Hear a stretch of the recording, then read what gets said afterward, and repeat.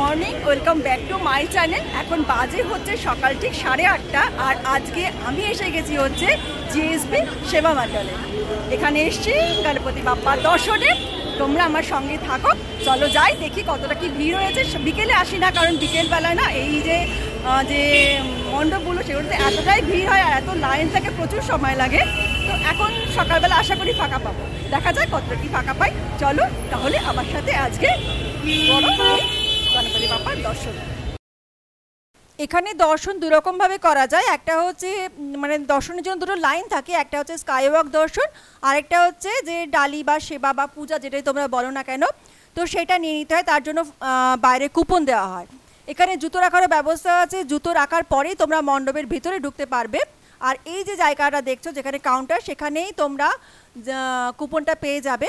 তো বিভিন্ন যে ডালি বা সেবা তার জন্য যে সমস্ত মানে আর কি প্রাইসটা রয়েছে সেটাও তোমাদের একবার দেখিয়ে দিলাম।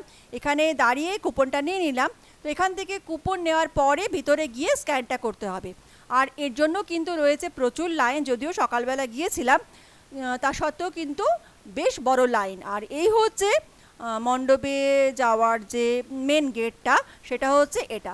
এরপরে চলো যাই আমরা বাপ্পার দর্শনের জন্য।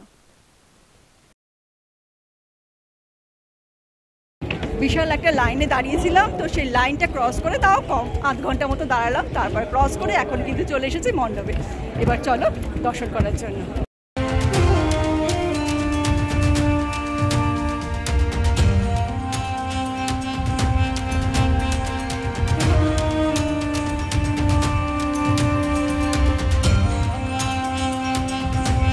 চলে এসেছি এখন একদম মণ্ডপের ভিতরে। বাপ্পার দর্শন তোমাদের করাবো, কিন্তু এখনও সামনেই যেতে পারিনি, লাইনেই দাঁড়িয়ে আছি। ভেতরে ঢুকেছি, ভেতরে ঢোকার পরও কিছু কিছু করে লোক ছাড়া হচ্ছে। প্রচুর লোক, বিশাল বড় প্যান্ডেল, দেখেই বুঝতে পারছো, কিন্তু প্রচুর লোক। দূর থেকে আমি বাপ্পার দর্শন তো করে নিয়েছি, কিন্তু তোমাদের দেখাবো। আর এখানে এখন চলছে যেটা, সেটা হচ্ছে হোমযজ্ঞ চলছে। পুজো, সকালের যে পুজো সেটা হয়ে গেছে। অপেক্ষা করো বাপ্পার দর্শন।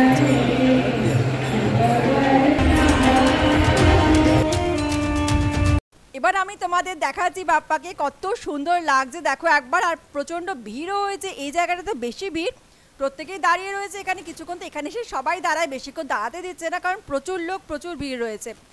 আর এই যে পুজো, এখানে কিন্তু ইন্স্যুরেন্স করা থাকে, প্রায় 400 কোটির উপরে এখানকার ইন্স্যুরেন্স, তাহলে বুঝতেই পারছো তোমরা।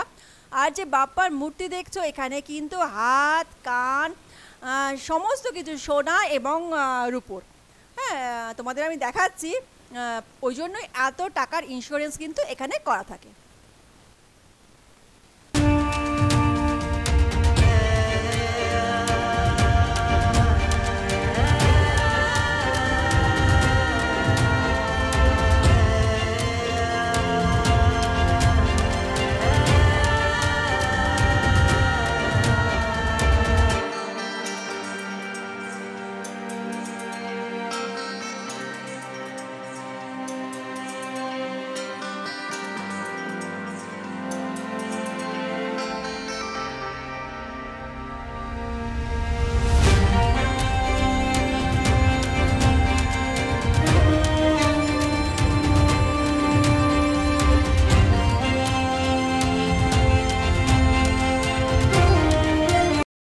দর্শনের পর সবাইকে প্রসাদ দেওয়া হয়, তো যেটা ডালি আর কি, তো সেখানেই চলছে সেই অ্যারেঞ্জমেন্ট, যেখানে কিন্তু সবাই সেবা দিচ্ছে।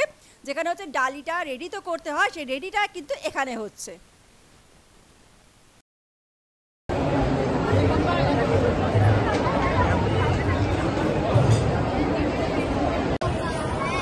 এখানে কিন্তু প্রতি বেলায় খাওয়ার ব্যবস্থা থাকে। আমরা যেহেতু গিয়েছিলাম সকালে, তাই সকালবেলা ছিল হচ্ছে নাস্তা, আর এখানকার ভলেন্টিয়াররা এখানে সেবা দিচ্ছে। তো এখন নাস্তা নেওয়ার জন্য লাইন হয়েছে এবং এখানে নাস্তা দেওয়া হচ্ছে, তার সাথে রয়েছে হচ্ছে চা।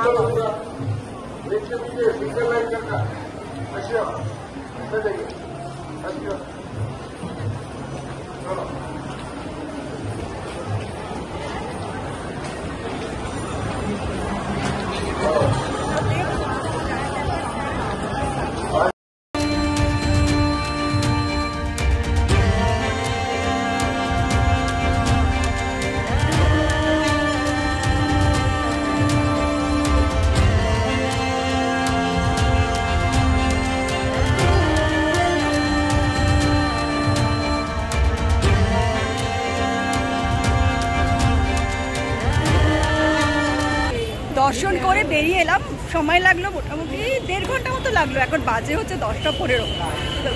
তোমাদের তো দেখালাম দর্শন ভীষণই সুন্দর হলো, যদিও ভিড় ছিল, কিন্তু সকাল বলে তবুও ওই 1.5 ঘন্টা মতো সময় লাগলো। আর যদি বিকেলে আসতাম তো কতক্ষণ সময় লাগতো কে জানে।